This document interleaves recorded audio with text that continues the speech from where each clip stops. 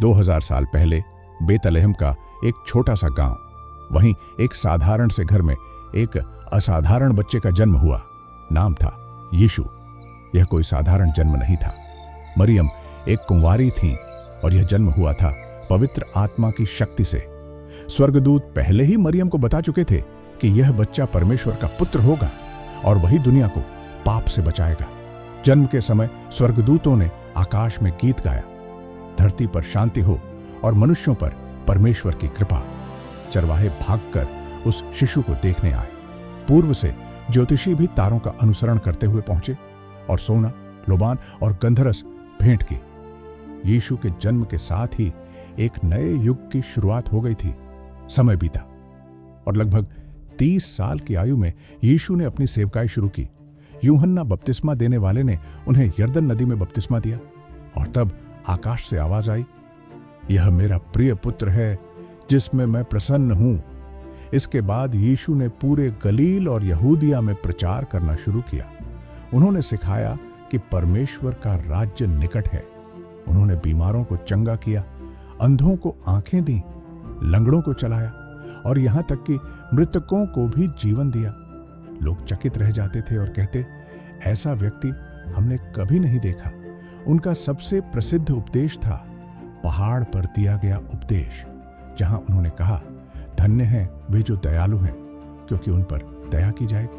धन्य हैं वे जो मेल करवाने वाले हैं, क्योंकि वे परमेश्वर के पुत्र कहलाएंगे। उन्होंने सिखाया कि सबसे बड़ा आदेश है, अपने परमेश्वर से प्रेम करो और अपने पड़ोसी से अपने समान प्रेम करो। पर उनके चमत्कार और शिक्षा से यहूदी धर्मगुरु परेशान हो गए। ईर्ष्या और क्रोध में उन्होंने षड्यंत्र रचा।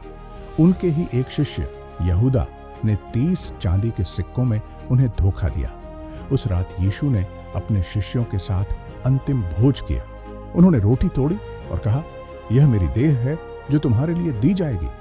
फिर उन्होंने प्याला उठाया और कहा, यह मेरा लहू है जो तुम्हारे पापों की क्षमा के लिए बहाया जाएगा। यह क्षण आज भी प्रभु भोज के रूप में याद किया जाता है।